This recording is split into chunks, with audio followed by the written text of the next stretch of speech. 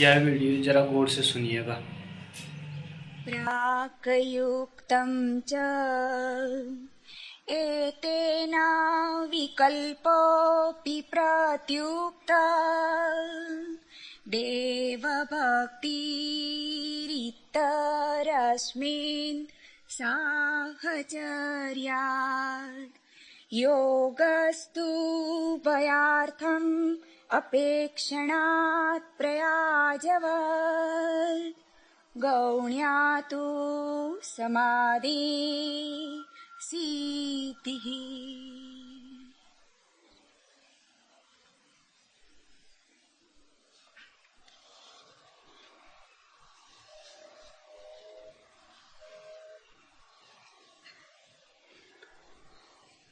भक्ति परम है,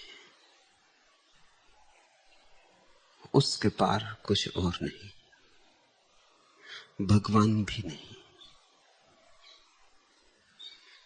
भक्ति है वह बिंदु जहां भक्त और भगवान का द्वैत समाप्त हो जाता है, जहां सब दुई मिट जाती, जहां दोपन एकपन में लीन हो जाता है। ऐसे एकपन में को से एक भी कहें तो ठीक नहीं, क्योंकि जहां दो ही ना रहे वहां एक का भी क्या अर्थ।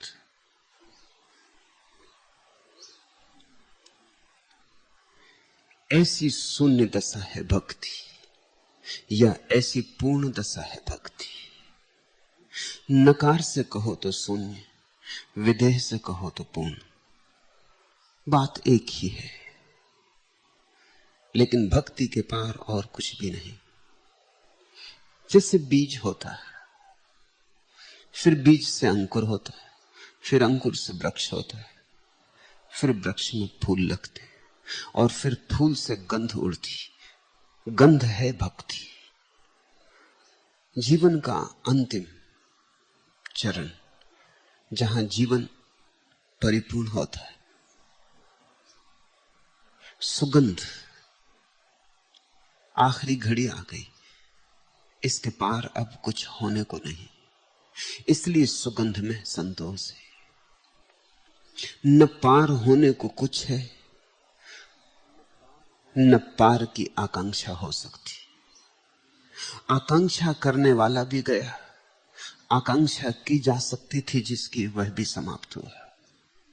ऐसी निष्कांक्षा, ऐसी वासना शून्य, ऐसी रिक्त दशा है भक्ति। रिक्त अगर संसार की तरफ से देखें तो सारा संसार समाप्त हुआ। भरी पूरी लबालब अगर उस तरफ से देखें, परमात्मा की तरफ से देखें, क्योंकि शून्य घट में ही परमात्मा का पूर्ण भर पाता है। सांडिल्य ने कहा, प्रागुक्तम चा, मैं जो कहता हूं नया नहीं है। ऐसा पूर्व में भी कहा गया है, सदा सदा कहा गया है। प्रागुक्तम चा का अर्थ होता है पूर्व में भी ऐसा ही कहा गया। जिन्होंने जाना उन्होंने भी ऐसा ही कहा है, जब भी जाना तभी ऐसा कहा गया है। भविष्य में भी जो जानेंगे ऐसा ही कहेंगे। अभिव्यक्तियां भिन्न होंगी, शब्द अलग होंगे, भाषाएं पृथक होंगी, पर जो कहा गया है सार में वह यही है।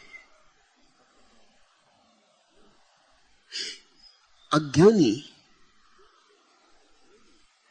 एक जैसी बातें कहें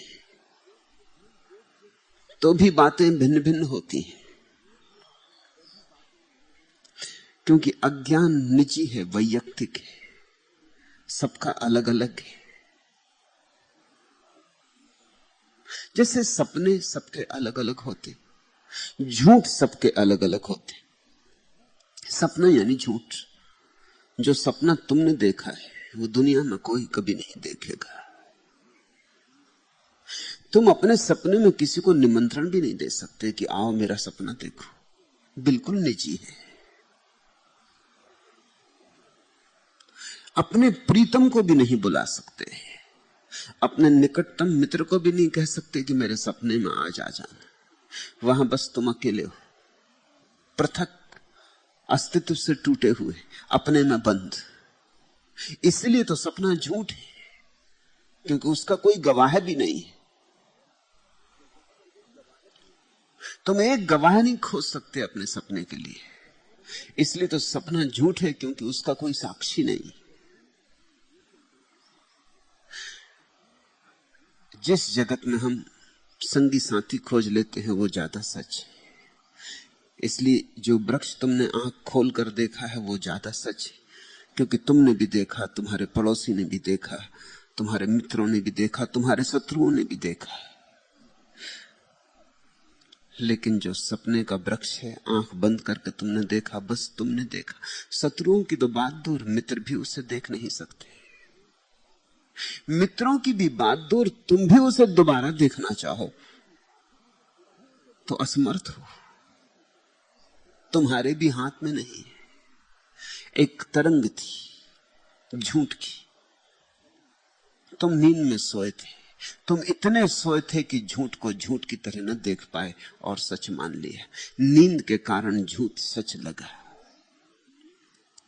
अज्ञानियों की भाषा चाहे एक हो, चाहे उनके वक्तव्य एक हो, मगर वे अलग अलग बात कहते हैं, अलग अलग ही कहेंगे, क्योंकि वे अलग अलग हैं। उन्होंने अभी एकात्म नहीं जाना, सर्व के साथ संबंध नहीं जाना, अभी सेतु ही नहीं बना। अभी सब अपने अपने में बंद, द्वार दरवाजे बंद किए बैठे। अज्ञानी एक सा भी बोले तो उनकी बात का अर्थ एक नहीं होता, हो ही नहीं सकता। ज्ञानी अलग अलग बोले, अलग अलग ही बोलते, फिर भी उनकी बात का अर्थ एक ही होता है। सांडिल्य कहते हैं प्रागुक्तम चा, ऐसा ही पहले भी कहा गया है, ऐसा ही आगे भी कहा जाएगा, ऐसा ही कहा जा सकता है। सत्य को अन्यथा कहने का उपाय नहीं। फिर गीता कहे कि बाइबल की कुरान, जिनके पास आंख है वो गीता, कुरान और बाइबल में एक की ही उद्घोषणा पाएंगे, एक ही ओंकार का नाद पाएंगे।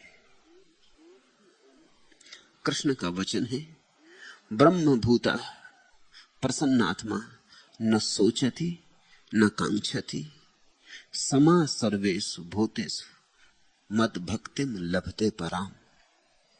ब्रह्म भाव प्राप्त करके जब मनुष्य प्रसन्नात्मा होता हुआ सब प्रकार की वासनाओं से मुक्त हो जाता है, उस समय सर्वभूत में समदर्शी होने पर वह मेरी पराभक्ति को प्राप्त होता है।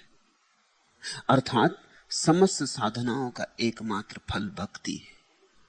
जब सारी आकांक्षाएं गिर जाती, सारा सोच विचार शांत हो जाता है। ब्रह्मभूता प्रसन्नात्मा न सोचती न कांक्षती। ध्यान रखना, वासना है इसलिए विचार है। मेरे पास अनेक बार लोग आते हैं, वे कहते हैं विचार कैसे बंद करें। विचार बंद नहीं होगा जब तक वासना है। वासना है तो विचार उठता ही रहेगा। ऐसे ही जब तक वायु का प्रचंड वेग है, झील पर लहरें उठती रहेंगी। लहरों को कैसे बंद करोगे? वायु का वेग रुके तो लहरें अपने आप शांत हो जाएंगी, बंद करनी भी नहीं पड़ेंगी। विचार तो तरंगे हैं, वासना के वेग में उठी। तुमने देखा, चुपचाप बैठे हो, शांत बैठे हो, एक सुंदर स्त्री निकल गई और वासना उठी और तत्क्षण विचारों से घिर गए तुम। इधर आई वासना, उधर विचारों का प्रवाह आया, हजार हजार तरंगे आ गई। वासना का जरा सा कंकड़ गिर जाए तुम्हारी चेतना की झील में कि तरंग और तरंग और तरंग उठाती। चुपचाप बैठे थे, एक कार गुजर गई, मन में वासना उठी कि पाऊं, बस विचार का तांता शुरू हुआ, कतार बंधी। तुम अपने भीतर निरीक्षण करोगे तो इस सत्य को पकड़ पाओगे। कि अगर विचार से मुक्त होना हो तो वासना से मुक्त होना पड़े। विचार वासना के पीछे आता है, अनुसंगी है, छाया है। कृष्ण कहते जब कोई न सोचता है न वासना करता है तब प्रसन्नात्मा हो जाता है। सोचने वाला वासना और विचार में ग्रस्त हमेशा अवसन्न रहेगा, उदास, हारा थका, विषादग्रस्त, चिंता मग्न, संताप से भरा। क्यों? क्योंकि जितनी तुम्हारी वासना होगी उतनी ही तुम्हें अपनी दीनता अनुभव होगी। वासना तुम्हें बताएगी क्या क्या तुम्हारे पास नहीं, किस किस बात का अभाव है। जितनी ज्यादा वासनाएं होंगी उतना अभाव मालूम होगा। तुम उतने ही दरिद्र होते हो जितनी तुम्हारी वासनाएं होती, क्योंकि हर वासना खबर देती है कि ये मेरे पास नहीं। जिस दिन तक तुमने नहीं सोचा था कि एक बड़ा महल बनाऊं, उस दिन तक तुम महल में ही थे। तुम जहां भी थे महल था, झोपड़ा ही महल था। लेकिन जिस दिन ये वासना उठी कि एक बड़ा महल बनाऊं, उसी दिन से तुम झोपड़े में हो गए, क्योंकि अब उस महल की तुलना में ये झोपड़ा अखरता है, खटता है, काटता है। रूखी सूखी रोटी मिल जाती थी, सुस्वादु थी। जिस दिन वासना उठी उसी दिन स्वाद खो गया। उसी दिन से तुम भूखे हो। अब पेट नहीं भरता सूखी रूखी रोटी से। स्वामी राम कहते थे कि मैं बादशाह हूं। किसी ने पूछा क्यों, तो उन्होंने कहा इसीलिए कि मेरी कोई वासना नहीं। जितनी वासनाएं कम होती गई उतनी मेरी बादशाहत बढ़ती गई। और जिस दिन मेरी कोई वासना न रही उस दिन मैंने पाया कि मैं सबसे बड़ा बादशाह हूं, सम्राट हूं, शहंशाह हूं। क्योंकि जहां हूं वहां कोई अभाव नहीं है। अब अभाव पता ही चलता है वासना से। वासना की लकीर बड़ी होती जाती है, तुम्हारे जीवन की लकीर छोटी होती चली जाती। वासना की लकीर को मिटा दो और तुम पाओगे कि तुम प्रसन्नात्मा हो। कृष्ण कहते हैं जिसकी वासना गई, विचार गया, वो प्रसन्नात्मा हो जाता है।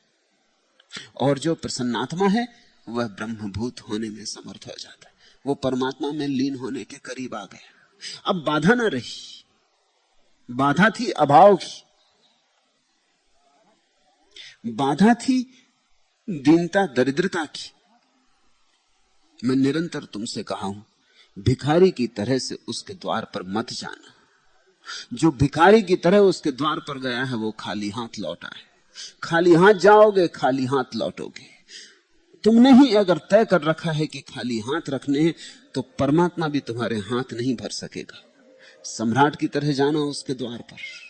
लेने और मांगने मत जाना, अपने को देने जाना। जिस दिन तुम्हारी प्रार्थना मांग नहीं होती, दान होती, उसी दिन पूरी हो जाती। जिस दिन तुम परमात्मा को देने को तत्पर होते हो, उस दिन फिर कोई अभाव नहीं रह जाएगा। प्रसन्नात्मा दे सकता है। जो आनंद उल्लास से भरा है वही दे सकता है। जिसकी श्वास श्वास उत्सव हो गई है वही दे सकता है। जो प्रसन्नात्मा है उसमें अब ब्रह्म में दूरी नहीं रह गई। पास आने लगा घर, नदी उतरने लगी सागर में, जल्दी ही लीन हो जाएगी। ब्रह्म भाव उपलब्ध होगा। ब्रह्म भूता प्रसन्नात्मा न सोचती न कांक्षती समा सर्वेषु।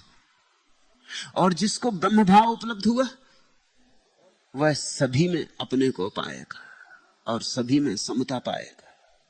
पत्थर में भी अपने को पाएगा, फूल में भी अपने को पाएगा, अपने को विस्तीर्ण होता पाएगा। सारा अस्तित्व उसकी देह बन जाएगा। तुमने छोटी सी देह में अपने को बांध रखा है, क्योंकि तुमने क्षुद्र वासनाओं में अपने को कस रखा है। जैसे जैसे वासना के बंधन गिरते हैं, तुम विराट होने लगते हो। ऐसा नहीं है कि परमात्मा कहीं से आता है, सिर्फ तुम्हारे बंधन गिर जाते। तुम परमात्मा हो बंधे हुए, बंधन गिर जाते। अचानक अनुभव होता है कि जो मैं सदा से था वही हूं, सिर्फ भेद इतना पड़ा है, बंधन गिर गए। बुद्ध एक सुबह अपने भिक्षुओं के सामने आए और उन्होंने अपने हाथ में एक रूमाल ले रखा था और उन्होंने सबके सामने खड़े होकर उस रूमाल में 5 गांठें बांधी। और फिर एक भिक्षु से पूछा कि क्या तुम कह सकते हो ये रुमाल वही है जैसा मैं लाया था या भिन्न हो गया? उस भिक्षु ने कहा, भगवान आप उलझन की बात पूछते हैं। सही उत्तर यही हो सकता है कि एक अर्थ में तो रुमाल वही है और एक अर्थ में रुमाल बदल गया। इस अर्थ में रुमाल वही है क्योंकि रुमाल में कुछ नया नहीं हुआ है, गांठ से कुछ नया नहीं हो गया। गांठ से क्या नया होगा? रुमाल बिल्कुल वही है। लेकिन फिर भी यह कहना ठीक नहीं कि बिल्कुल वही है, क्योंकि गांठ ने थोड़ा फर्क तो कर दिया। गांठ पहले नहीं थी, अब है।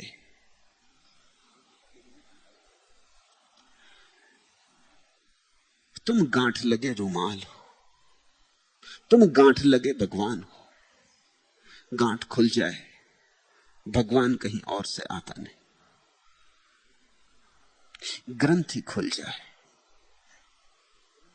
ग्रंथियां विचार की हैं, वासना की, उनके कारण अभाव, विषाद, संताप, उनके कारण नरक। जितना बड़ा तुम्हारा विषाद है उतनी परमात्मा से दूरी है। दुख में कोई परमात्मा से नहीं जुड़ पाता, और आदमी ऐसा मूड है कि दुख में याद करता है, सुख में भूल जाता है। और दुख में कभी कोई नहीं जुड़ा, सुना ही नहीं, ऐसी घटना ही नहीं घटी कि दुख में कोई छलांग लगा गया हो परमात्मा में। दुख में तो तुम सुकड़ जाते हो, गांठ और मजबूत हो जाती, गांठ ही गांठ रह जाती। रुमाल बचता ही नहीं, 5 नहीं 50 गांठ हो जाती कि 1000 गांठ हो जाती। सारा रुमाल गांठों में दब जाता है, गांठों पर गांठें लग जाती, ग्रंथियों पर ग्रंथियां। पता लगाना ही मुश्किल हो जाता है कि कभी ये रुमाल खुला भी था, कभी तुम मुक्त भी थे, कभी तुम निर्विकार भी थे, कभी तुम्हारी स्लेट पर कुछ भी ना लिखा था, शांति थी, कोई धब्बा ना पड़ा था। दुख में आदमी भगवान को याद करता है, और दुख सर्वाधिक दूरी है मनुष्य और भगवान के बीच। प्रसन्न आत्मा पहुंचता है। इसलिए मैं तुमसे कहता हूं, नाचो गाओ, रोते हुए मत जाओ, हंसते हुए जाओ। हंसते हुए ही कोई पहुंचता है, नाचते हुए जाओ। पहाड़ मत ढो चिंताओं के अपने सिर पर। अक्सर ऐसा हो जाता है कि ये पहाड़ ढोने वाले लोग ही तुम्हें संत महात्मा मालूम होते। ये बहुत दूर है, इन्हें कुछ भी पता नहीं। कहीं कोई मस्त होकर नाचता हो, चाहे परमात्मा की उसे याद भी ना हो, तो भी परमात्मा के करीब मस्ती में सारे। कहीं कोई रस निमग्न है,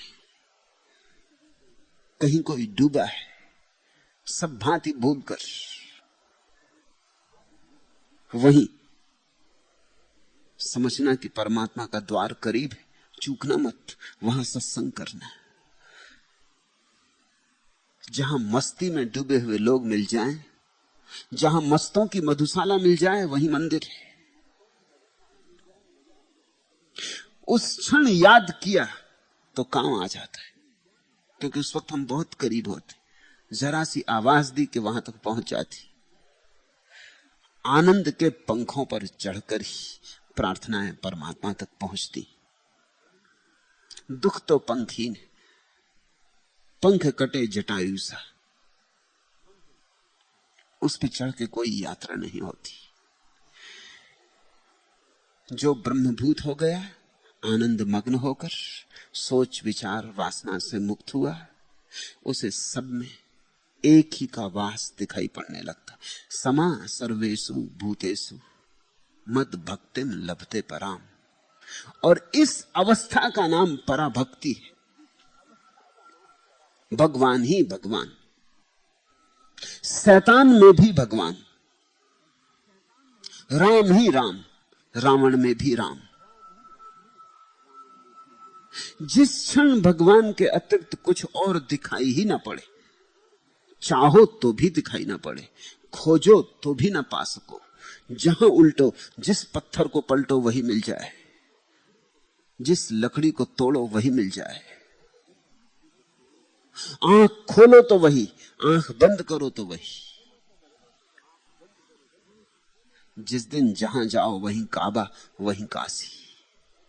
जिस दिन जहां झुको वहीं मंदिर, जहां बैठ रहो वहीं तीर्थ। कबीर ने कहा है, खाऊं पीऊं सो सेवा, उठूं बैठूं सो परिक्रमा। वही है।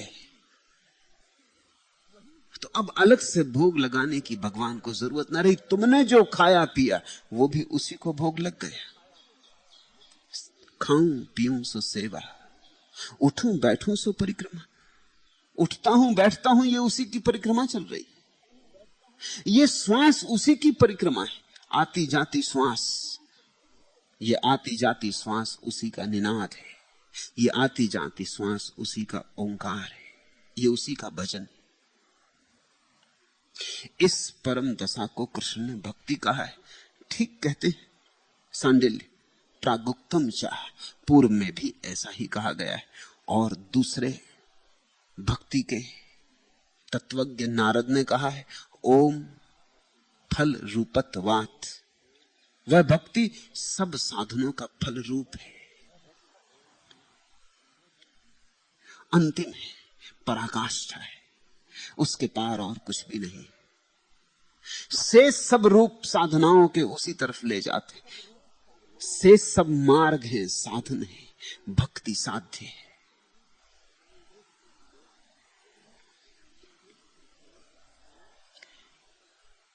एतेन विकल्पो अपि प्रतियुक्ता, इससे विकल्प का नाश भी हो गया। साधारणतः इस वचन का अर्थ किया जाता है कि चूंकि शास्त्रों में भी ऐसा कहा है, आप्त पुरुषों ने भी ऐसा कहा है, जानने वालों के ऐसे ही वचन हैं, इसलिए अब कोई संदेह की बात ना रही। अब सब विकल्प समाप्त हो गए, अब श्रद्धा की जा सकती है। मैं इतने से अर्थ से राजी नहीं होऊंगा। यह अर्थ ठीक है, पर बहुत ऊपर ऊपर है। क्योंकि सांडिल्य जैसा ज्ञानी सिर्फ शास्त्रों का उल्लेख करके ऐसा नहीं कह सकता कि सब विकल्प समाप्त हो गए। सब विकल्प तो समाप्त होते हैं तभी जब अनुभव हो जाए। शास्त्रों से कैसे विकल्प समाप्त हो जाएंगे? और सांडिल्य तो ऐसा कह ही नहीं सकते, क्योंकि अभी अभी तो हमने देखे उनके और सूत्र जिनमें उन्होंने ज्ञान की व्यर्थता कही, जिनमें उन्होंने कहा कि ज्ञान कचरा है, ज्ञान से कोई भक्ति तक नहीं पहुंचता। कृष्ण ने क्या कहा गीता में और नारद ने क्या कहा भक्ति सूत्रों में, इसको जानने से कोई शांति होगी? विकल्प समाप्त होंगे। इसके जानने से समाधान होगा। समाधि के बिना कोई समाधान न हुआ है, कभी न हो सकता है। शास्त्र कहते रहे कितना ही, जब तक तुम्हारा अंतर शास्त्र न जाग उठे तब तक सब विश्वास है, श्रद्धा नहीं। और विश्वास झूठी श्रद्धा का नाम है। तुम मान लो कि कृष्ण ने कहा तो ठीक ही कहा होगा, लेकिन पहले तो तुम्हें यह मानना पड़ता है कि कृष्ण ठीक है, फिर तुम्हें यह मानना पड़ता है कि जब ठीक व्यक्ति ने कहा है तो ठीक ही कहा होगा। मगर सारी बात अंधी है, तुम्हें कैसे पक्का पता हो कि कृष्ण ठीक है? सांडिल्य कहते हैं इसलिए कृष्ण ठीक नहीं हो सकते, क्योंकि फिर यह पक्का होना चाहिए कि सांडिल्य ठीक है। तुम रुकोगे कहां? तुम किस जगह से शुरू करोगे? जहां से भी शुरू करोगे वहीं से अंधापन होगा। तुम कहोगे परंपरा कहती, लेकिन परंपरा गलत हो सकती, कहीं भ्रांति हो गई हो, कहीं भूल हो गई हो। जब तक तुम्हारा अंतर अनुभव गवाही न दे, तब तक दुनिया की कोई चीज प्रमाण नहीं बन सकती। हाँ, मान ले सकते हो, सांत्वना होगी, थोड़ी राहत मिलेगी, मगर राहत और सत्य एक ही नहीं। अक्सर तो ऐसा हो जाता है, जो आदमी राहत पाने का बहुत आदी हो जाता है, वो सत्य से सदा के लिए वंचित रह जाता है, क्योंकि वो व्यर्थ की बातों में ही राहत कर लेता है। सत्य सुविधा नहीं है, राहत नहीं है, अपने को समझा बुझा लेना नहीं। सत्य अनुभव है, और अनुभव में जलना पड़ता है। सत्य अग्नि है, सत्य बहुत आग्नेय है, तुम्हें जलाएगा, निखारेगा, तभी तुम कुंदन बनोगे, तभी तुम्हारा सोना शुद्ध होगा। मान लेने से यह नहीं हो सकता। मानने के कारण ही तो इतने लोग भटके हुए। मानते तो सभी, कोई कृष्ण को, कोई क्राइस्ट को, कोई मोहम्मद को, कोई महावीर को, मानते तो सभी। फिर जो मोहम्मद को मानता है वो महावीर को नहीं मान सकता,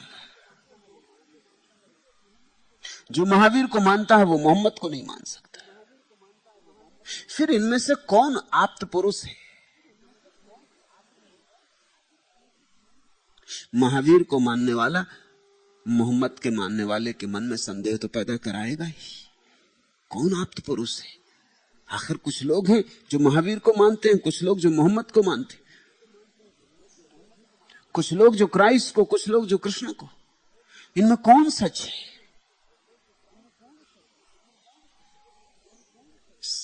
इस तरह की श्रद्धा विकल्पों से मुक्ति नहीं ला सकती। इसलिए जिन्होंने सांडिल्य के सूत्र एतेन विकल्पो अपि प्रतियुक्ता, इससे विकल्प का नाश हो गया, इसका ऐसा अर्थ किया है कि चूंकि सतपुरुषों ने कहा है, चूंकि सत शास्त्र दोहराते, इसलिए अब कोई शंका संदेह का कारण नहीं रहा। ऐसा अर्थ मैं नहीं करना चाहूंगा। इतनी आसानी से संदेह नहीं मिटते, संदेह बड़े गहरे।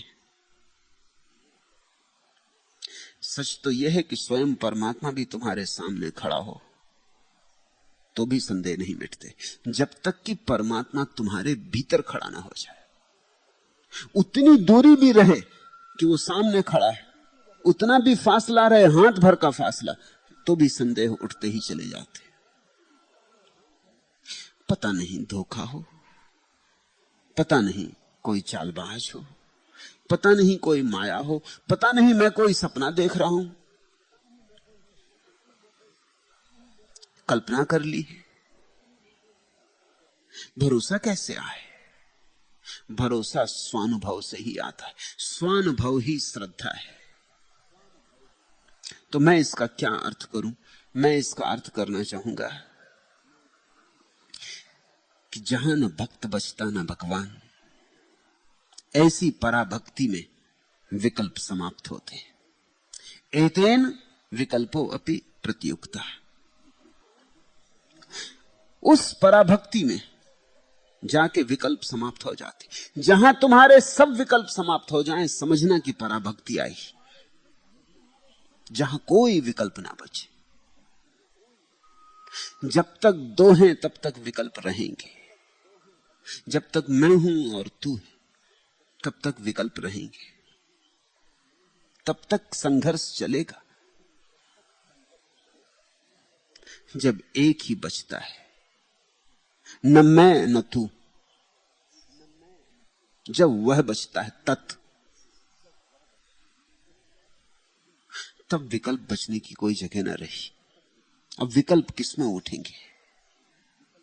न भक्त है न भगवान है, भगवत्ता रही। उस भगवत्ता में, उस पराभक्ति में, उस परम अवस्था में जहां बीज गया, वृक्ष गया, फूल गया, सिर्फ सुगंध रही, अदृश्य सुगंध। वहीं जाके विकल्प शांत होते।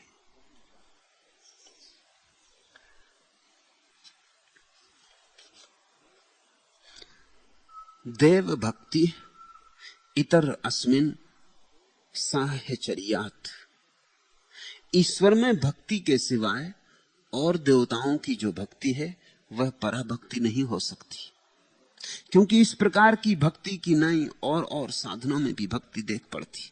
और जो मैंने अर्थ किया वो इस आने वाले सूत्र से और भी स्पष्ट हो जाएगा और भी पुष्ट हो जाएगा। सांडिल कहते हैं ईश्वर में भक्ति के सिवाय और देवताओं की जो भक्ति वह पराभक्ति नहीं। क्या अर्थ होगा?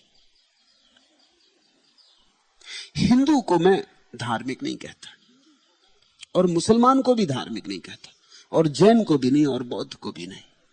जब तक जैन, हिंदू, मुसलमान, ईसाई मौजूद है तब तक कोई धार्मिक नहीं होता, क्योंकि ईसाई का अपना परमात्मा है, हिंदू का अपना परमात्मा है। अभी तो परमात्मा तक कई है, अभी तो परमात्मा में भी भेद है। अभी तो भक्त और भगवान का भेद मिटने का तो सवाल ही दूर, अभी तो भगवानों में भेद है। अभी तो भगवान भी एक नहीं है, भक्त का उससे एक होना तो बहुत दूर की बात है, दूर का सपना है। जब हिंदू झुकता है तो वो भगवान के चरणों में नहीं झुकता, वो हिंदू भगवान के चरणों में झुकता है। कहानी है कि तुलसीदास को कृष्ण के मंदिर में ले जाया गया जब वो वृंदावन गए। वे झुके नहीं कृष्ण के सामने और तुलसीदास झुके नहीं, झुके। उन्होंने कहा कि जब तक धनुष बाण हाथ ना लोगे तब तक मैं नहीं झुकूंगा। ये मजा देखते, ये अहंकार देखते। भक्त भगवान पे भी शर्त लगा रहा है। भक्त ये कह रहा है कि मेरी शर्त के अनुकूल होगे तो झुकूंगा। धनुष बाण हाथ लो तो तुलसी का माथा झुके। मैं धनुष बाण वाले राम को मानता हूं, मैं ये बांसुरी वाले कृष्ण को नहीं मानता। तुलसीदास के पास भी आंखें नहीं मालूम होती, नहीं तो जिसने धनुष बाण लिया है उसी ने बांसुरी भी बजाई। और ये तो दोनों ही हिंदू थे, ये कृष्ण और राम की दोनों धारणाएं हिंदू थी। जरा मस्जिद में सोचो तुलसीदास की क्या गति होती, भीतर ही ना घुसते, मंदिर में चले गए, ये उनकी बड़ी कृपा। कम से कम भीतर तो चले गए।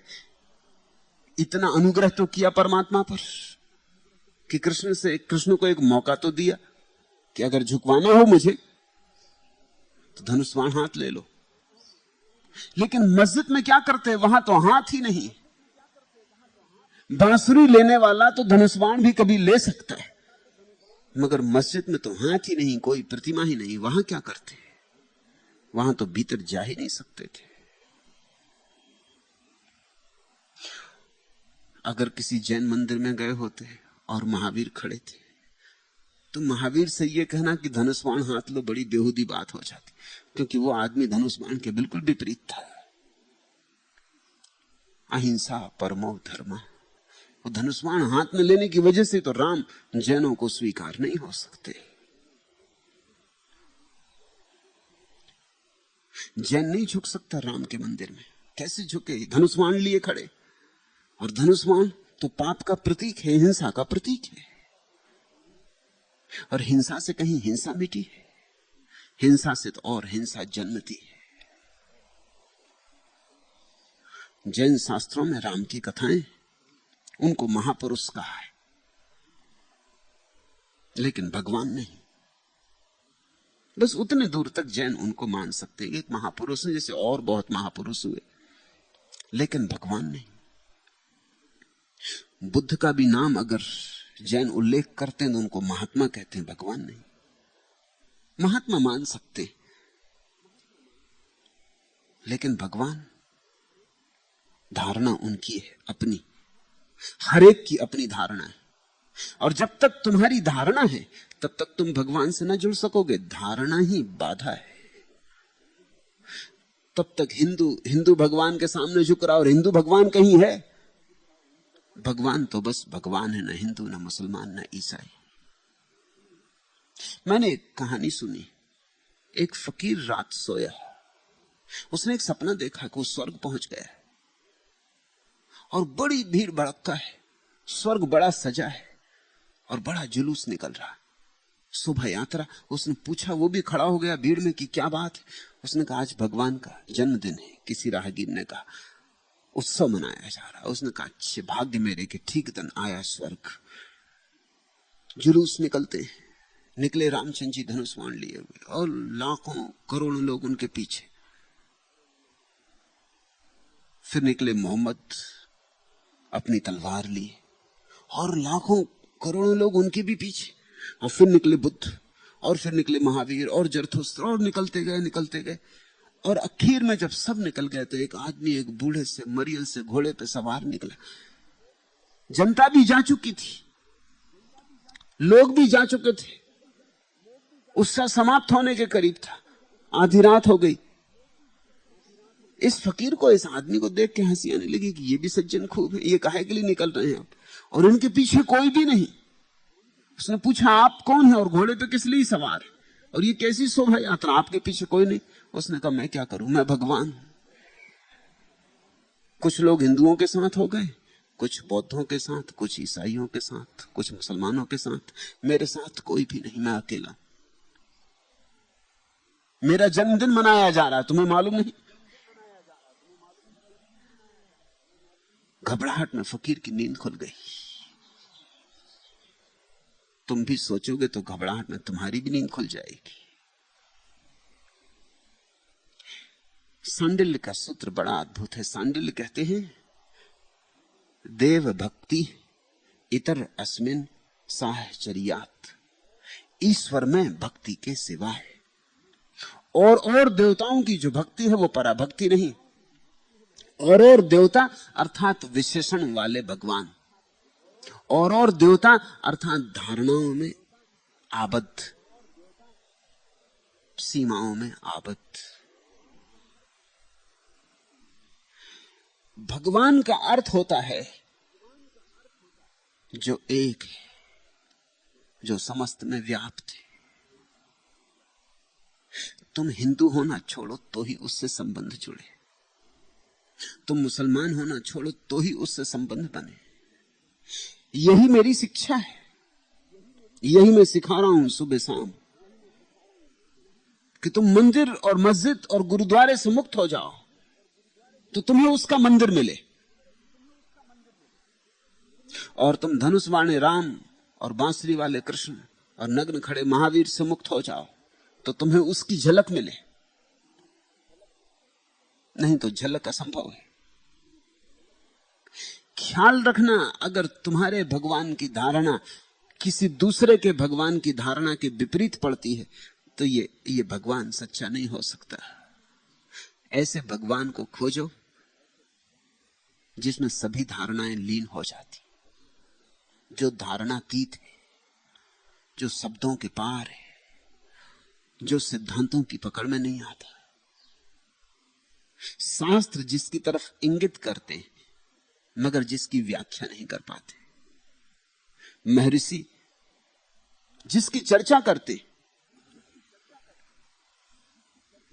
लेकिन जो चर्चा में बंध नहीं पाता, समझाते हैं और नहीं समझा पाते। लाओ त्सु ने कहा है, उसका क्या नाम है मुझे मालूम नहीं,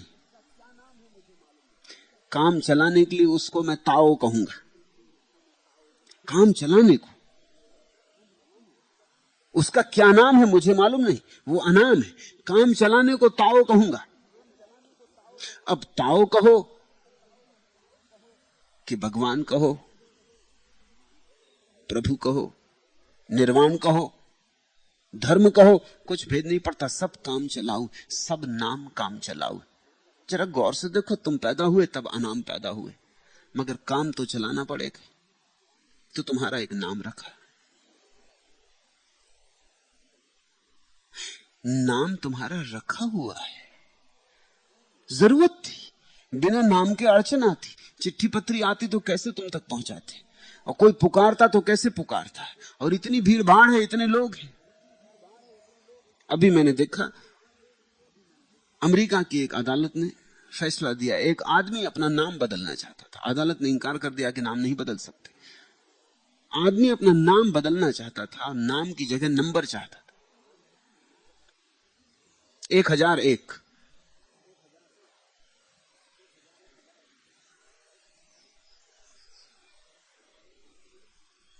अदालत मुश्किल में पड़ी, क्योंकि इसके पहले कोई घटना नहीं कि किसी ने कभी नंबर अपना नाम रखा हो।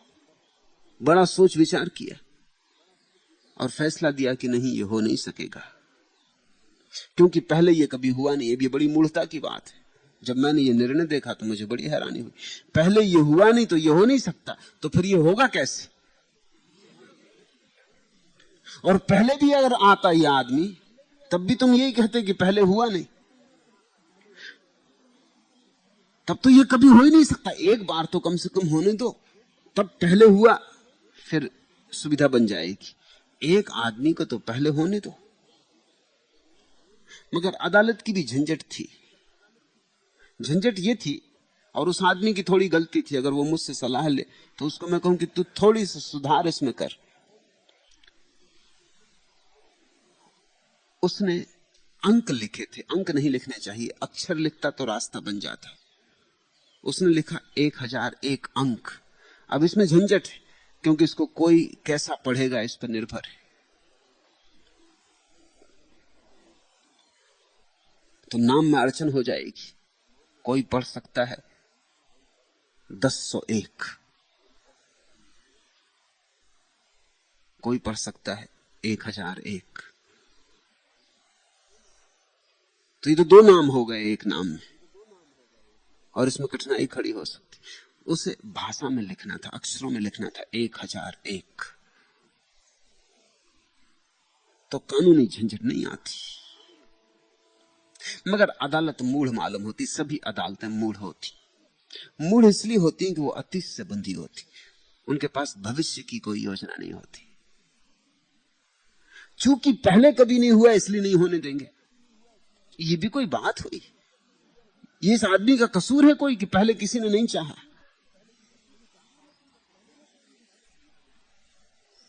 इसकी इस आदमी की तो कहीं भी भूल नहीं है। सिर्फ इस कारण कि पहले किसी ने नहीं किया, तुम भी नहीं कर सकोगे, तब तो भविष्य को मार डालोगे तुम। इसलिए सब कानून भविष्य विरोधी होते, और सब सिद्धांत अतीत आग्रही होते। और जितना सिद्धांतों और नियमों का जाल होता है, उतना ही भविष्य के जन्म में अड़चन पड़ती। इसका कोई गलत मामला नहीं है, ठीक, अच्छी बात है, 1001 सही।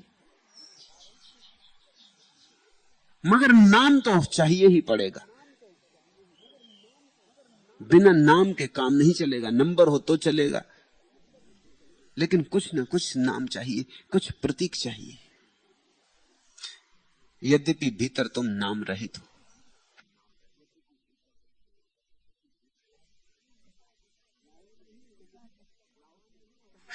लाओस तो ठीक कहता है कि उसका कोई नाम नहीं है, और मुझे पता नहीं कि उसका कोई नाम हो सकता है। इसलिए काम चलाने के लिए ताओ कहूंगा। काम चलाने को किसी ने राम कहा है, और काम चलाने को किसी ने कृष्ण कहा है, और काम चलाने को किसी ने ईसा कहा है। ये सब काम चलाना है, उसका कोई नाम नहीं। तुम अनाम में उतरो तो ही भक्ति का जन्म होगा। ईश्वर में भक्ति के सिवाय, उस अनाम तत्व में डूबने के सिवाय, और देवताओं की जो भक्ति है वह पराभक्ति नहीं। कोई गणेश की भक्ति कर रहा है, कोई काली माता को पूज रहा है, कोई मस्जिद जाता, कोई मंदिर जाता, कितने कितने देवी देवता हैं। जब इस देश की संख्या 33 करोड़ हुआ करती थी, तब लोग कहते थे कि 33 करोड़ देवी देवता हैं। अब तो संख्या 60 करोड़ है। अब देवी देवता भी 60 करोड़ हो गए होंगे, क्योंकि हर आदमी का अपना देवी देवता है, हर आदमी की अपनी धारणा है, हर आदमी का अपना मन है, उसी से तो देवी देवता निर्मित होते। इन देवी देवताओं में उलझे तो तुम अपने अहंकार के पार कभी ना जा सकोगे। ये तुम्हारे अहंकार की ही छायाएं हैं, इनसे मुक्त हो जाना है। तुम क्यों जैन मंदिर जाते हो? क्योंकि बचपन से संयोग की बात थी, तुम ऐसे घर में पैदा हुए जहां लोग जैन मंदिर जाते थे। बस इतनी सी बात है, इसमें कुछ और ज्यादा सार नहीं। अगर तुम पैदा हुए थे तभी उठा के तुम्हें मुसलमान घर में रख दिया होता तो तुम कभी भूल के जैन मंदिर ना गए होते। खून वही होता, हड्डी मांस मज्जा वही होती, लेकिन तुम जाते मस्जिद। ये तो संस्कार की बात हो गई। और अगर तुम्हें रूस भेज दिया गया होता पैदा होते से, तो तुम मस्जिद भी ना जाते और जैन मंदिर भी ना जाते। तुम मानते कि ईश्वर है ही नहीं। तुम्हें जो सिखाया जाता वही तुम मानते। जो तुम्हें सिखाया गया है उससे मुक्त होना पड़ेगा, तो तुम वह जान सकोगे जो है। जिसे कम्युनिज्म सिखाया गया है जन्म से, दूध में घोंट के पिलाया गया, उसे कम्युनिज्म से मुक्त होना पड़ेगा। और जिसे हिंदुइज्म सिखाया गया उसे हिंदुइज्म से मुक्त होना पड़ेगा। इज्म से मुक्त होना ही पड़ेगा, वाद से मुक्त होना ही पड़ेगा। वादी कभी सत्य तक नहीं पहुंचता है, वहां तो निर्विवाद चित्त चाहिए।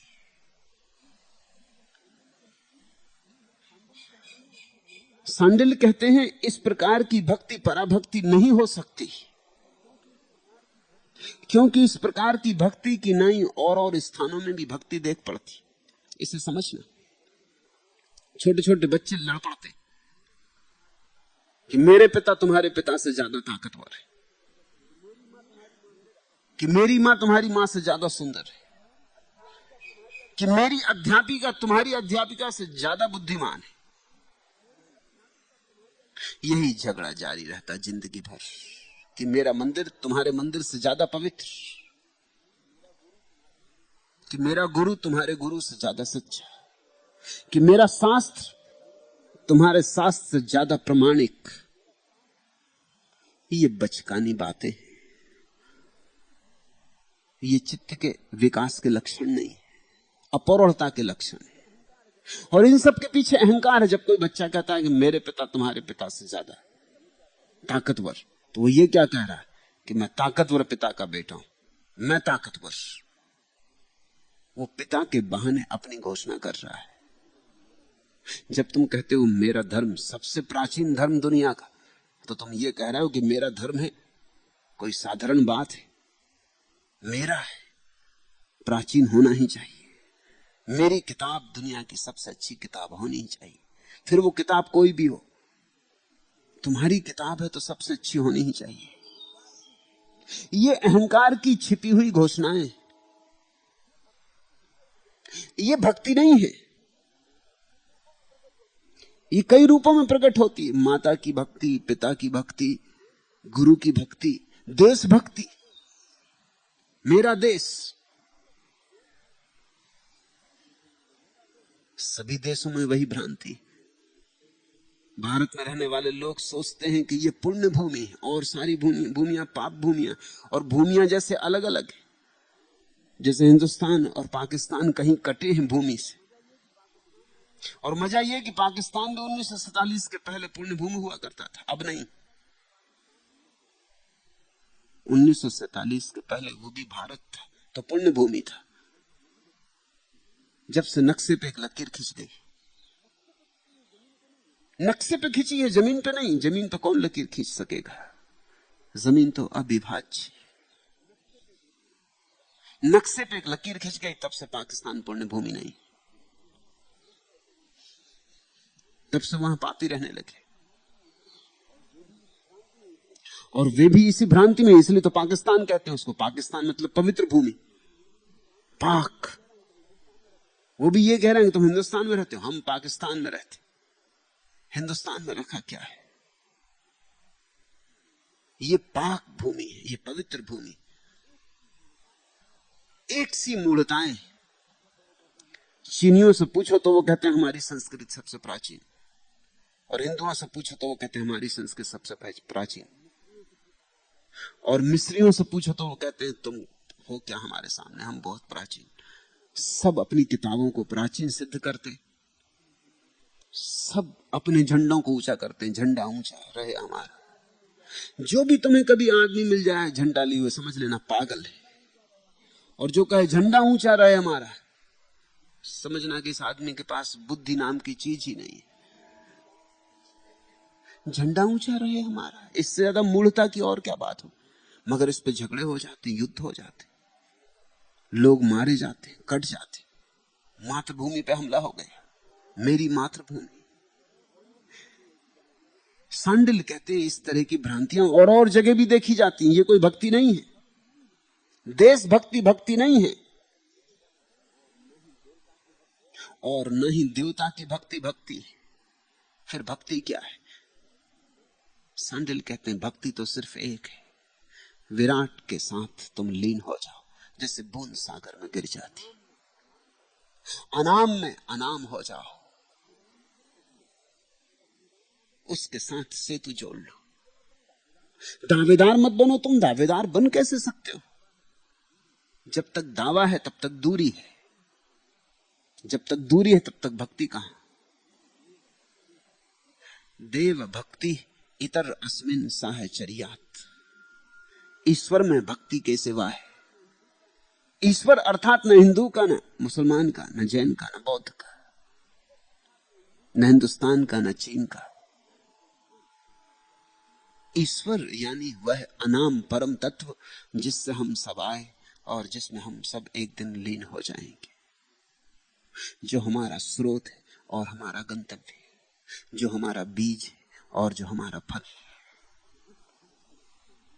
जिसमें हम इस क्षण भी जी रहे, जो हमें अभी भी सांस फूंक रहा है, जो हमारा प्राणों का प्राण है। उस परात्पर में लीन हो जाने का नाम भक्ति।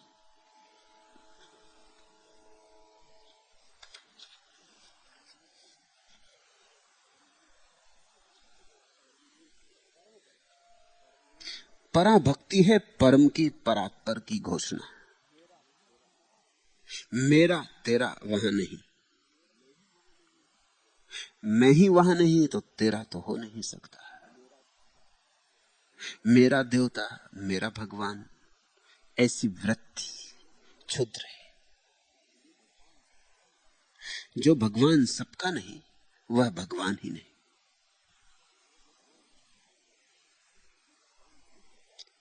जो भगवान किसी का है उसी मात्रा में कम भगवान हो गया। शब्दों से ऊपर उठो, क्षुद्र सीमाओं को तोड़ो। इन सीमाओं के कारण ही तुम कष्ट में हो।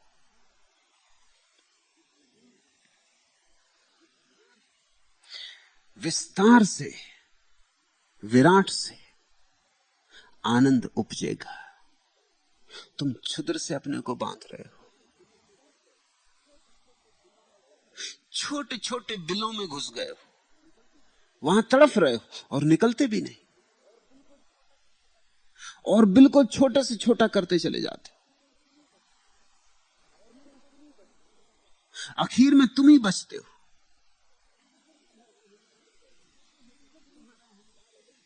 सिर्फ तुम्हारा अहंकार ही बचता है आखिर में। अगर छोटे होते चले जाओगे तो अहंकार ही बचेगा आखिर में। अगर बड़े होते चले जाओगे तो सब बचेगा, अहंकार भर नहीं बचेगा। और ये दो ही संभावनाएं, या तो मैं या सर्व। सर्व के लिए मैं को समर्पित कर दो। और मैं है भी व्यर्थ, मैं है भी झूठा, लेकिन झूठ से हमारा मोह ज्यादा है। हम सत्य को समर्पित करने को तैयार हैं, झूठ को छोड़ने को नहीं। इस झूठ से हमारे बड़े लंबे संबंध हैं, बड़े पुराने संबंध हैं। इसी झूठ को हम नए नए ढंग से स्थापित करते चले जाते हैं, नई नई तरकीबें खोज लेते हैं, नए नए निमित्त खोज लेते हैं, मगर झूठ पुराना है, वही का वही है। तुम देखो, अपने भीतर जांच करना। तुम जिन जिन बातों की घोषणा करते हो यह श्रेष्ठ, वहां अपने मैं को छिपा हुआ पाओगे।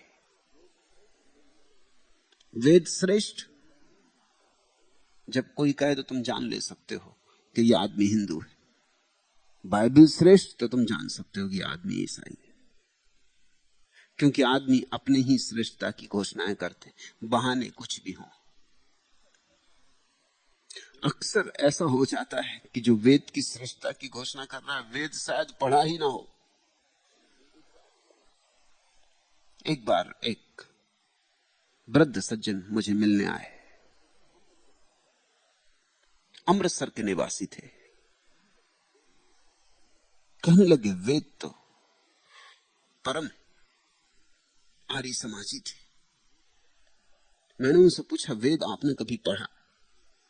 थोड़ा तिल मिला है, कहा कि नहीं पढ़ा तो नहीं। तो मैंने कहा घोषणा कैसे कर रहे हैं? सामने ही अलमारी में वेद की किताब रखी थी, मैं वो निकाल के लाया। मैंने उनसे कहा कोई भी पन्ना खोलिए और एक पन्ना पढ़ डालिए जोर से। वो कहने लगे क्यों? मैंने कहा उससे सिद्ध हो जाएगा कि श्रेष्ठता क्या है। जो पन्ना खुल जाए, ये भी नहीं कहता कि कोई खास पन्ना। उन्होंने किताब खोली और एक पन्ना पढ़ा, बीच में रुक गए, क्योंकि वेद में 99% तो कचरा है। हीरे हैं मगर मुश्किल से कहीं कहीं, क्योंकि वेद सिर्फ हीरों का संग्रह नहीं, उस दिन की सारी बातों का संग्रह है। अखबार में भी कभी कभी हीरा मिल जाता है। वेद उस दिन का अखबार है, उस दिन का इतिहास भी उसमें है, उस दिन की कविता भी उसमें है, उस दिन का पुराण भी उसमें है, उस दिन का धर्म दर्शन भी उसमें है, उस दिन जो भी था उस सब की झलक उसमें। उसमें हीरे हीरे नहीं हो सकते। उस दिन की राजनीति, कूटनीति, धोखाधड़ी सब उसमें। वो उस दिन का दर्पण है, यही तो उसकी खूबी है। एक पन्ना पढ़ा, बीच में रुक गए, कहने लगे कि तो मैंने सोचे नहीं था कि इस तरह की बात है। तुमने भी नहीं सोची होंगी कि वेद में कोई ब्राह्मण प्रार्थना कर रहा है परमात्मा से कि मेरी गाय के थन बड़े हो जाएं। तुम कहोगे ये कोई बात हुई? और यहीं तक बात नहीं रुकती, मेरे दुश्मन की गाय के थन छोटे हो जाएं। मगर मैं कहता हूं ये वेद सिर्फ प्रतिफलन है मनुष्य का, ऐसा आदमी है। वेद ईमानदार है। मैं तो प्रशंसा करता हूं इस बात की कि वेद ईमानदार है। उसने बताया कि आखिर ऋषि भी तुम्हारे तुम जैसे ही हैं, उनके भी पैर मिट्टी के हैं और उनकी खोपड़ी में भी तुमसे कुछ ऊंची बातें नहीं उठती।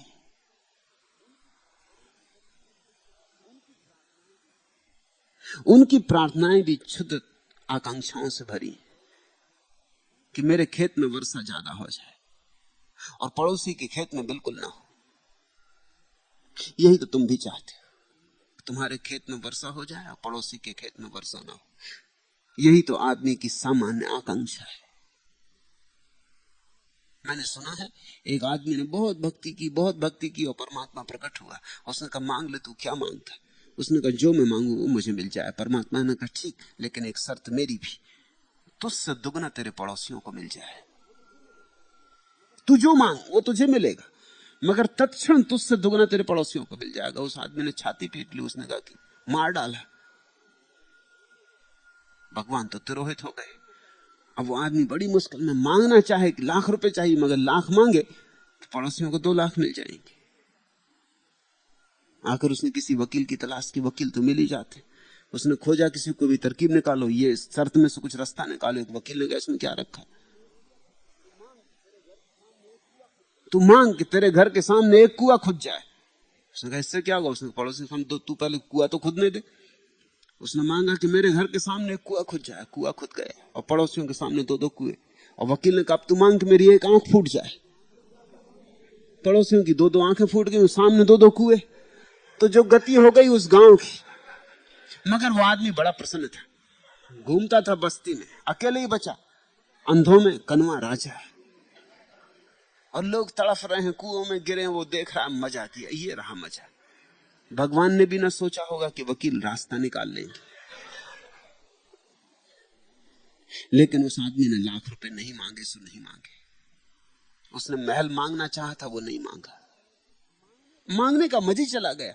मांगने का मजा ही इसमें है कि पड़ोसी से ज्यादा तुम्हारे पास हो।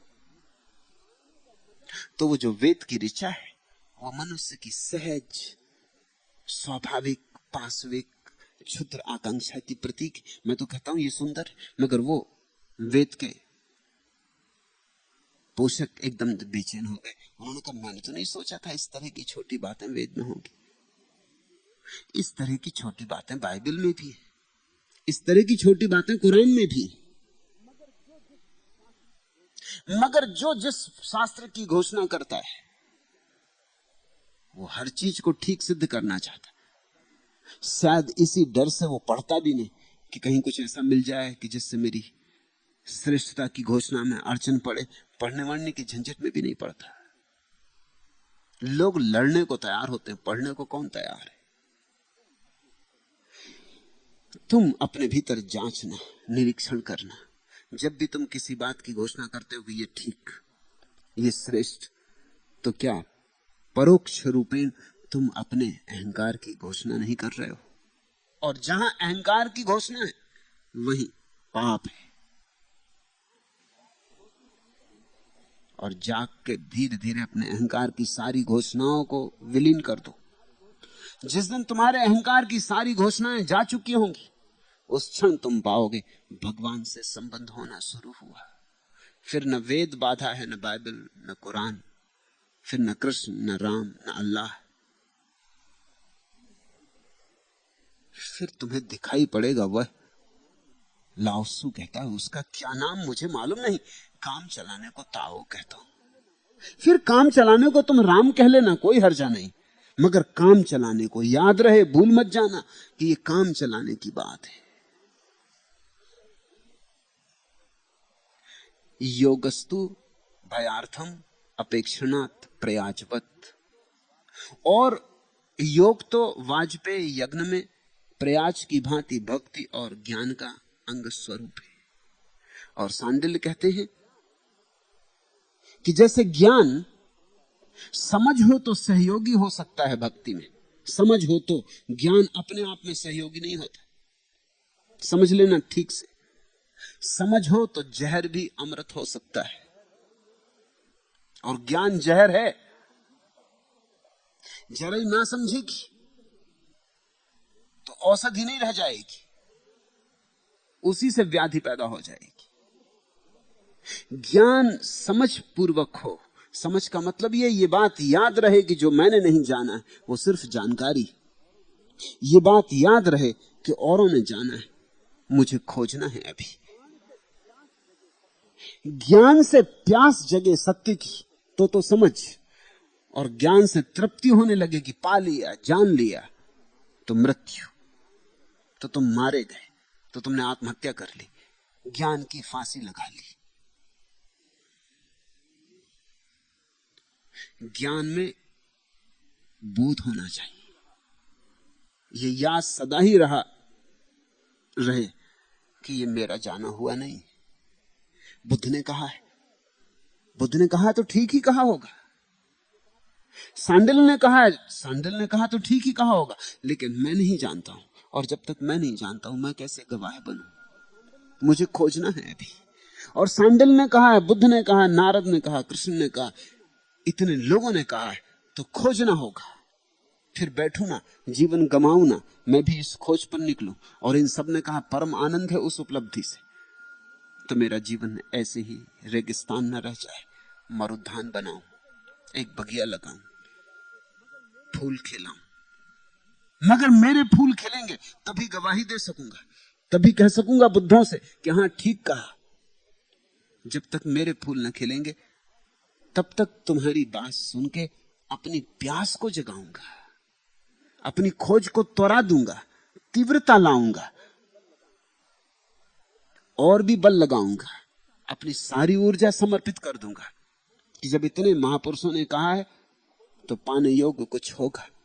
खोजूं, लेकिन जब तक स्वयं ना पालूं तब तक ये ना कहूंगा कि मैंने जान लिया है, क्योंकि वह तो झूठ होगा, वह तो ज्ञान के साथ अन्याय होगा। ज्ञान अगर बोधपूर्वक हो तो भक्ति में सहयोगी बन जाता है। सांडिल्य कहते हैं ऐसे ही योग भी सहयोगी बन जाता है अगर समझ पूर्वक हो। योग बड़ी महिमापूर्ण प्रक्रिया है, साधन है। योग साध्य नहीं है, भक्ति साध्य है। ज्ञान साध्य नहीं है, भक्ति साध्य है। ज्ञान का उपयोग कर लेना प्यास जगाने के लिए, और योग का क्या उपयोग करोगे? योग का उपयोग करना अपने को शुद्ध करने के लिए। परमात्मा के आने के पूर्व तैयारी करनी होगी ना। घर में मेहमान आता है तो स्वच्छता करते हो ना, झाड़ू बुहारी लगाते हो ना, कूड़ा करकट साफ करते हो ना। योग वही है। उस परम प्रिय को पुकारा है तो घर की तैयारी कर लेनी जरूरी है। उसके योग्य आसन बिछाओगे ना। उसके योग स्वच्छता चाहिए, पुनीतता चाहिए, पवित्रता चाहिए। धूप दीप जलाओगे ना, वही योग है। योग का इतना ही अर्थ है जो कलमश है उसे धो डालूं, जो दीवारें गंदी हो गई हैं मेरे जीवन के अनाचरण से, मेरे जीवन के अज्ञान से, मेरे जीवन की मूर्छा से, वे सब धब्बे साफ कर डालूं, स्वच्छ कर लूं घर, ताकि उसे असुविधा ना हो। जब तुम्हारे पात्र में अमृत भरने को हो तो जो जहर के दाग लग गए हैं उन्हें छुड़ाओगे ना, बस वही है योग। समझ हो तो योग की प्रत्येक प्रक्रिया अनूठी है, शुद्धि का अपूर्व मार्ग है। तुम्हारे रोए रोए को शुद्ध कर जाएगी, पुनीत कर जाएगी, पावन कर जाएगी, तुम्हें तैयार कर जाएगी, तुम्हें मंदिर बना देगी जिसमें कि विराजमान हो सके परमात्मा। तुम्हें सिंहासन बना देगी जिस पर वह हृदयों का सम्राट आए और बैठे। मगर अक्सर ऐसा होता है कि समझ है कहां। ज्ञान इकट्ठा करके आदमी पंडित हो जाता है, प्रज्ञावान नहीं होता। और योग की प्रक्रियाओं में पड़ के आदमी गोरख धंधे में पड़ जाता। बस वो फिर व्यर्थ की बातें ही करता रहता, आसन लगाया रहता, आसन जमाया जाता है, उल्टे सीधे व्यायाम करता रहता है, सिर के बल खड़ा होता रहता है। धीरे धीरे यही उसकी जीवनचर्या हो जाती। वो भूल ही जाता है कि मेहमान को भी बुलाना है। वो मंदिर ही बनाने में इतना मशगूल हो जाता है कि मेहमान द्वार पे भी आके खड़ा हो जाए तो भी वो आंख उठा के नहीं देखता, वो मंदिर ही बनाने में लगा रहता है। वो सफाई ही करता रहता है। सफाई का फिर कोई अंत नहीं, फिर तुम करते ही चले जाओ। ये देह पूर्ण शुद्ध तो हो ही नहीं सकती। ये देह अशुद्धि से बनी, शुद्ध हो सकती, पूर्ण शुद्ध कभी नहीं हो सकती। स्वस्थ हो सकती, पूर्ण स्वस्थ कभी नहीं हो सकती। पूर्णता का देह से संबंध नहीं जुड़ सकता। देह तो अपूर्ण रहेगी, सीमा में बंधी रहेगी, इसमें तो व्याधियां आधियां रहेंगी। समाधि इसमें फलानी है, इसलिए जितनी व्याधियां कम हो उतना अच्छा। लेकिन तुम इसी फिक्र में मत पड़ जाना कि जब सब व्याधियां समाप्त हो जाएंगी तब देखेंगे समाधि, तो फिर तुम कभी ना देख पाओगे समाधि को। एक व्याधि हटेगी, दूसरी पैदा होगी, दूसरी हटेगी, तीसरी पैदा होगी। इसी से तो गोरख धंधा शब्द पैदा हुआ, वो गोरखनाथ से पैदा हुआ। गोरखनाथ महायोगी हुए। उन्होंने योग की प्रक्रियाओं का जैसा प्रयोग किया किसी ने कभी नहीं किया था। पतंजलि भी देखते तो सिर ठोंक लेते, क्योंकि गोरखनाथ ने बड़ी प्रक्रियाएं, कृच्छ साधनाएं खोजी। सुबह से लेकर सांझ तक लगे ही रहते थे और दूसरों को भी लगाए रखते थे। उसी से गोरख धंधा शब्द पैदा हुआ। भूल ही गए असली बात, इसी में लग गए, गौण में उलझ गए। अगर समझ हो तो गौण में मत उलझना। और ख्याल रखना, गोरखनाथ स्वयं उलझ गए ऐसा नहीं, गोरखनाथ के मानने वाले उलझ गए। गोरखनाथ ने तो जो प्रक्रियाएं दी थी, यद्यपि बहुत प्रक्रियाएं दी थी, वो अलग अलग साधकों के लिए दी थी। किसी को एक प्रक्रिया दी थी, किसी को दूसरी दी थी, किसी को तीसरी दी थी। धीरे धीरे ये हुआ कि साधकों को तो लोभ पैदा होता, उन्होंने सोचा कि फला फला कर रहा है, फला फला कर रहा है, हम भी सब कर डालें। यहां शिविर में तुम 5 ध्यान करते हो, उनमें से एक चुन लेना है, वो सिर्फ चुनाव के लिए। एक सज्जन मेरे पास आए कुछ महीने पहले, उनकी हालत बहुत खराब हुई जा रही, कहने लगे कि ध्यान से बड़ी हालत खराब हुई जा रही। मैंने पूछा कि कौन सा ध्यान करते हो? उन्होंने कहा कौन सा क्या, 10 ध्यान करता हूं, जितने आपने बताए हैं सब करता हूं, सुबह 4 बजे से लेकर रात 12 बजे तक लगा ही रहता हूं। हालत तो खराब हो ही जाएगी, मेरा कसूर नहीं। मैंने तुमसे कहा कब कि तुम सब करना है, और सब करोगे तो और कब बचेगा कुछ करने को? भगवान को आने की थोड़ी बहुत जगह भी दोगे, वो द्वार पे खड़ा रहेगा। कभी तुम कुंडलनी कर रहे हो, कभी तुम सक्रिय कर रहे हो, और कभी तुम नाद ब्रह्म कर रहे हो, कभी तुम सूफी कर रहे हो, और कभी तुम कुछ कर रहे, वो बाहर ही खड़ा रहेगा। भाई तुम चुको, तुम्हारे झंझट से मुक्त हो तो मैं भी आऊं, 2 बात तुमसे कर लूं, मगर तुम्हें फुर्सत कहां? थक जाओगे तब सो जाओगे, सुबह फिर उठोगे, फिर अपने गोरख धंधे में लग जाओगे। गोरख धंधा हो गए। गोरखनाथ ने गोरख धंधा नहीं दिया था। गोरखनाथ ने तो अलग अलग साधकों को अलग अलग प्रक्रियाएं दी थी, मगर लोग पकड़ता है कि कहीं ऐसा ना हो कि इस प्रक्रिया से न मिले तो उससे मिल जाए, उससे न मिले तो उससे मिल जाए, सभी कर डालो। आदमी बड़ा लोभी, उस लोभ से गोरख धंधा पैदा हुआ। अज्ञानी जो भी करेगा उसमें से कुछ ना कुछ उपद्रव निकाल लेता है। तुम इससे सावधान रहना। सांडिल्य कहते हैं योगस्तु भयार्थम अपेक्षणात् प्रयाजवत, और योग तो वाजपेयी यज्ञ में प्रयाज की भांति भक्ति और ज्ञान का अंग स्वरूप है। जब कोई यज्ञ करता है तो पहले यज्ञ की तैयारी करनी होती, उस तैयारी का नाम है प्रयाज, पूर्व तैयारी, भूमि का। हवन कुंड बनाना होगा, भूमि शुद्ध करनी होगी, बंधनवार बांधने होंगे, वो सब जो तैयारी है उसका नाम प्रयाज। बिना तैयारी के तो यज्ञ नहीं हो सकेगा। ऐसे ही सांडिल्य कहते हैं भक्ति तो यज्ञ है, योग प्रयाज है, पूर्व तैयारी, भूमिका। मगर भूमिका ही है, भूमिका में ज्यादा मत उलझ जाना। अगर तुमने जॉर्ज बर्नार्ड शॉ की कोई किताब देखी तो तुम चकित होगे। किताब से बड़ी भूमिका। किताब है 100 पन्ने की, भूमिका 200 पन्ने की।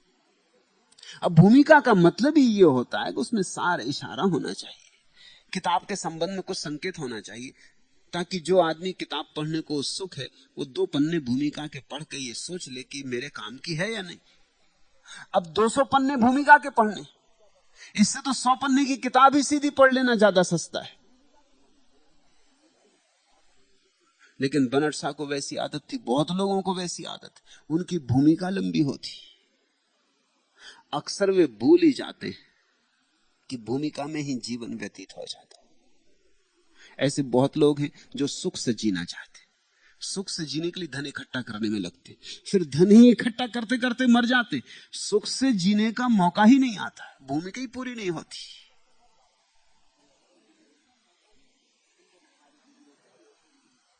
सिकंदर सारी दुनिया को जीत के सुख से जीना चाहता था, मगर सारी दुनिया को जीत के।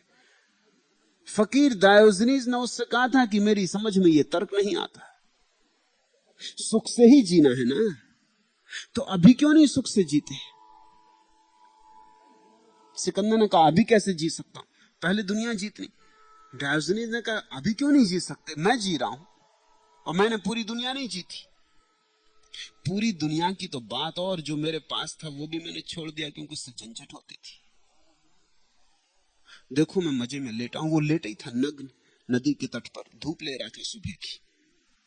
उसने सिकंदर से कहा तुम क्यों परेशान होते हो?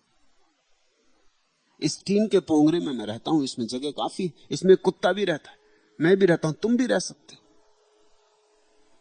वो जो म्युनिसिपैलिटी का कचरा इकट्ठा करने के लिए टीन का बड़ा डब्बा रखा होता है, वो ही डब्बा उसको मिल गया था, एक पुराना डब्बा म्युनिसिपैलिटी ने फेंक दिया होगा, उसने उसी को साफ कर लिया, वो उसी में रहने लगा था। नदी के किनारे उसको रख लिया था, जब छाया की जरूरत होती अंदर चला गया, जब धूप की जरूरत होती बाहर आ गया। एक भिक्षा पात्र उसके पास था केवल, वो भी उसने एक दिन फेंक दिया, क्योंकि एक दिन पानी पीने जा रहा था नदी की तरफ अपना भिक्षा पात्र लिए। उसी के साथ साथ एक कुत्ता भागता हुआ आया। इसके पहले कि वो पात्र में पानी भरे, कुत्ते ने झटके से जल्दी से अपनी जीभ से सीधा सीधा पानी पी लिए।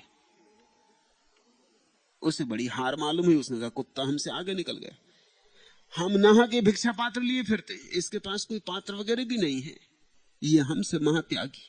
उसने वही नदी में पात्र बहा दिए। उसने कहा, जब कुत्ता चला लेता काम तो हम भी चला लेंगे। वो उसकी आखिरी संपदा थी। उसने सिकंदर को कहा, उस दिन से मेरे पास कुछ है ही नहीं, मगर मैं बड़े मजे में हूं। और निश्चित वो मजे में था। उतना मस्त आदमी लोगों ने देखा नहीं। वो यूनान का महावीर है, नग्न था और मस्त था। एक बार कुछ लोगों ने उसे पकड़ लिया एक जंगल में, मस्ती देख के और नग्न देख के। उन्होंने सोचा कि अच्छा बाजार में बेच देंगे। उन दोनों गुलाम बिकते थे। जब उन्होंने उसे पकड़ा तो उसने जल्दी से अपने हाथ उनके सामने कर दिए। वो तो बड़े हैरान हुए, क्योंकि उन्होंने सोचा था ये झंझट झगड़ा करेगा तो चार को पस्त कर देगा, मगर उसने जल्दी से हाथ कर दिए। उसने जल्दी से जंजीरें डलवा ली। उसने कहा, तुम नाहक जंजीर डाला है, तुम कहां जाना चाहते हो? मैं तुम्हारे साथ चलने को तैयार। जंजीर कहा है को तुम झंझट करते हो? वो उनके साथ हो लिया। रास्ते में जो भी मिलता उसको लोग नमस्कार करते। वो चार तो उसके गुलाम जैसे मालूम पड़ते।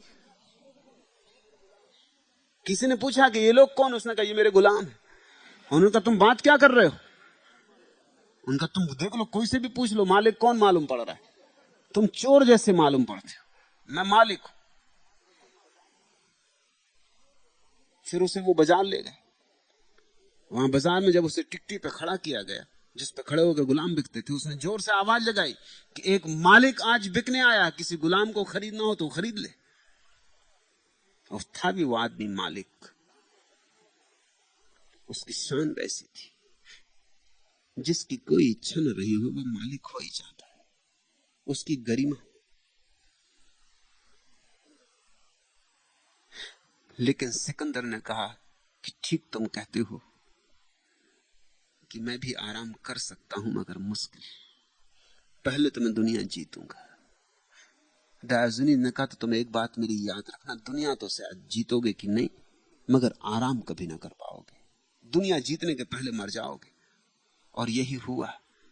सिकंदर जब हिंदुस्तान से वापस लौटता था तो यूनान वापस नहीं पहुंच पाया, रास्ते में मर गया। जिस दिन मरा उस दिन उसे डायोजनीज की याद आई। उस दिन उसकी आंख से आंसू गिरे। और किसी ने पूछा कि तुम क्यों रोते हो? उसने कहा, मैं उस फकीर के लिए रोता हूं। उसने ठीक कहा था। वो आदमी सच कहता था। भूमिका में ही जिंदगी निकल जाती। तो योग को कहीं इतना मत पकड़ लेना कि नेति धोती और आसन व्यायाम और प्राणायाम और करते करते ही मर जाओ।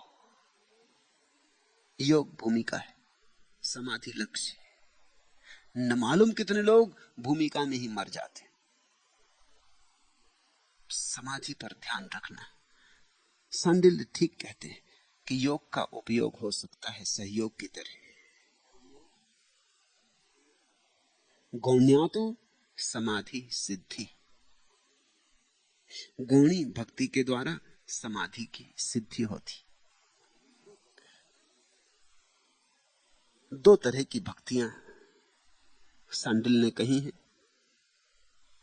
गौणी भक्ति और पराभक्ति। गौणी भक्ति का अर्थ होता है अभी भक्त मौजूद है, भगवान मौजूद है, दोनों आमने सामने खड़े, रस बह रहा है, अपूर्व आनंद है, मस्ती बंधी है, लौ से लौ मिल गई, मगर अभी द्वैत कायम है। गौणी भक्ति। पराभक्ति का अर्थ है भगवान भक्त में खो गया, भक्त भगवान में खो गया। अब दो नहीं। पहली जो गौणी भक्ति है उससे जो समाधि मिलती है, पतंजलि का शब्द उपयोग करें तो उसका नाम है सबीज समाधि। और जो पराभक्ति है उसके लिए पतंजलि का शब्द उपयोग करें तो उसका नाम है निर्बीज समाधि। सबीज समाधि में बीज अभी कायम है, वृक्ष खो गया लेकिन बीज अभी कायम है। मौका पाके बीज से फिर वृक्ष पैदा हो सकता है। गौणी भक्ति से जो समाधि मिलती है वो खो सकती है। तुम भगवान के सामने खड़े हो लेकिन अभी दूरी है, चाहे इंच भर की दूरी हो मगर दूरी है। और जो इंच भर की दूरी है वो मील की दूरी हो सकती है, योजनों की दूरी हो सकती है, फिर दूरी बढ़ सकती है, फिर भेद पैदा हो सकता है, फिर भटकाव हो सकता है। अभी बीज कायम है, द्वैत कायम है, तो या तो उसे सबीज समाधि कहें, अभी गिरना हो सकता है, या सविकल्प समाधि कहें, अभी विचार कायम है, अनुभव हो रहा है कि आनंद आ रहा है, मैं हूं और मुझे आनंद आ रहा है। जब तक तुम्हें ऐसा लगे कि आनंद आ रहा है तब तक समझना गौणी भक्ति, छोटी समाधि। अभी अनुभव करने वाला शेष है, फिर अंतिम चरण में होती है पराभक्ति। बीज भी मिट गया, बीज दग्ध हो गया, अब कभी लौटना ना हो सकेगा, अब कोई वापसी नहीं होगी, संसार समाप्त हुआ। अब अनुभव भी नहीं हो सकता कि मैं आनंद में हूं, मैं ही नहीं हूं, आनंद ही आनंद है। इसलिए गौणी भक्ति से तो अनुभव होता है, पराभक्ति में अनुभव नहीं होता। कृष्णमूर्ति ठीक कहते हैं कि वो जो परम दशा है उसको अनुभव नहीं कहा जा सकता, उसे ज्ञान भी नहीं कहा जा सकता, उसे दर्शन भी नहीं कहा जा सकता, क्योंकि दर्शन, ज्ञान, अनुभव सभी में दो की अपेक्षा है। जानने वाला अलग होता है जाना जाने वाले से, ज्ञेय अलग होता है ज्ञाता से, दृष्टा अलग होता है दृश्य से। उस परम दशा में दृष्टा और दृश्य एक है, वह पराभक्ति, वह निर्बीज समाधि, निर्विकल्प समाधि, वही लक्ष्य है। गौणी भक्ति से समाधि की सिद्धि हो सकती है, लेकिन उससे तृप्त मत हो जाना, उससे भी पार जाना है। ऐसी जगह जाना है जिसके पार और जाना ना रहे, उस स्थिति को पाना है जिसके पार और कोई स्थिति नहीं है। फूल ही बन के समाप्त मत हो जाना। फूल यानी गौणी भक्ति, अभी आकार है, अभी रूप है, अभी रंग है, सुवास होके समाप्त होना। सुवास मुक्त हो गई, आकार से, रूप से, रंग से। सुवास आकाश में लीन हो गई, सुवास आकाश हो गई। उसे सांडिल्य ने पराभक्ति कहा है। गौणी भक्ति में भक्त और भगवान होते हैं और भक्ति होती है। पराभक्ति में न कोई भक्त होता न कोई भगवान होता, बस भक्ति होती, भगवत्ता होती। ऐसे ये अपूर्व सूत्र हैं। सांडिल्य को सुन के तुम में प्यास जगे, इसलिए इन सूत्रों की व्याख्या कर रहा हूं। ज्ञान न जमा लेना, ज्ञान जमा लिया चूक गए। प्यास जगाना, तुम्हारे भीतर गहन आकांक्षा उठे, अभीप्सा जगे, एक लपट बन जाए कि पाकर रहूं, कि इस अनुभव को जानकर रहूं, कि इस अनुभव को जाने बिना जीवन अकारत है। ऐसी ज्वलंत आग तुम्हारे भीतर पैदा हो जाए तो दूर नहीं है गंतव्य। उसी आग में अहंकार जल जाता है, उसी आग में बीज दग्ध हो जाता है और तुम्हारे भीतर जन्मों जन्मों से छिपी हुई सुवास मुक्त आकाश में विलीन हो जाती। उसे मोक्ष कहो, निर्वाण कहो, जो नाम देना चाहो दो। उसका कोई नाम नहीं है, लाओ त्सु ठीक कहता है, उसका कोई नाम नहीं है। काम चलाने को ताओ कहता हूं। आज इतना। अगर यह वीडियो आपको अच्छी लग रही हो तो वीडियो को लाइक और चैनल को सब्सक्राइब करें।